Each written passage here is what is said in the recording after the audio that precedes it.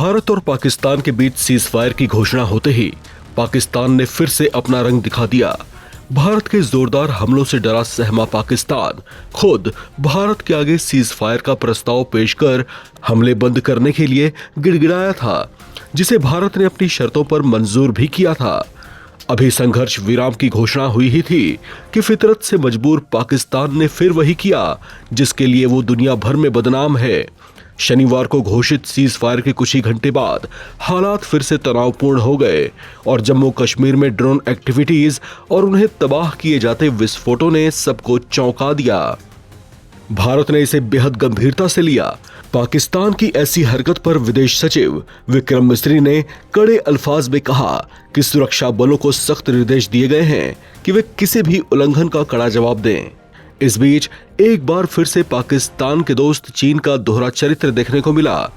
आतंक की नर्सरियों को अपनी जमीन पर फलने फूलने देने वाला पाकिस्तान, जो दुनिया भर में इस बात को लेकर बदनाम रहा है, इस बात को जानते समझते हुए भी उसके मित्र चीन ने एक और ये बयान दिया कि वो पाकिस्तान के साथ खड़ा रहेगा और उसकी संप्रभुता, क्षेत्रीय अखंडता और राष्ट्रीय स्वतंत्रता को बनाए रखने में हमेशा उसका सहयोग करेगा। दूसरी ओर चीन के विदेश मंत्री वांग यी ने भारत के एनएसए अजीत डोभाल से बातचीत भी की है। चीनी विदेश मंत्री वांग यी ने भारत के राष्ट्रीय सुरक्षा सलाहकार अजीत डोभाल से टेलीफोन पर बातचीत करते हुए और संयम बरतने और स्थिति को न बिगाड़ने की अपील की। वांग यी ने कहा कि चीन भारत और पाकिस्तान के बीच स्थायी पीस टॉक में क्रिएटिव रोल निभाने को तैयार है। चीन के विदेश मंत्रालय की तरफ से जारी जानकारी के मुताबिक एनएसए डोभाल ने पहलगाम आतंकी हमले के बारे में जानकारी दी और भारत की तरफ से आतंकवाद के खिलाफ कार्रवाई के बारे में भी बताया। चीन के मुताबिक एनएसए डोभाल ने कहा कि युद्ध भारत की इच्छा नहीं है और इससे किसी को फायदा नहीं होता।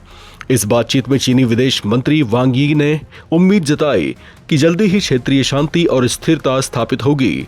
रिपोर्ट्स के मुताबिक वांग यी ने इस दौरान पहलगाम हमले की निंदा भी की।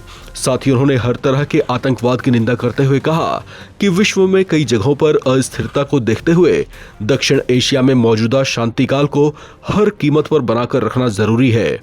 आपको बता दें कि जम्मू कश्मीर के पहलगाम में हुए आतंकी हमले के बाद भारत ने आतंक को बढ़ावा देने वाले पाकिस्तान को सबक सिखाने के लिए बहुत कड़े कदम उठाए थे, जिसके बाद दोनों देशों में संघर्ष बहुत बढ़ गया था। हालात युद्ध जैसे दिखाई दिए थे।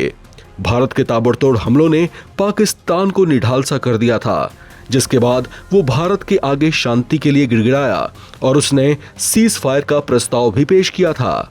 हालांकि उस पर भारत की रजामंदी के बाद उसने फिर से अपना रंग दिखाया और एलओसी पर फायरिंग की, जिसमें भारत के कुछ जवान शहीद हो गए जबकि कई गंभीर रूप से जख्मी हो गए। भारत ने उसकी इस हरकत को बेहद गंभीरता से लिया है और उस पर तगड़ा पलटवार भी किया। उसकी ओर से हर हरकत की अब कड़ी निगरानी की जा रही है। इस खबर में फिलहाल इतना ही। बाकी अपडेट्स के लिए आप बने रहें एनबीटी ऑनलाइन के साथ।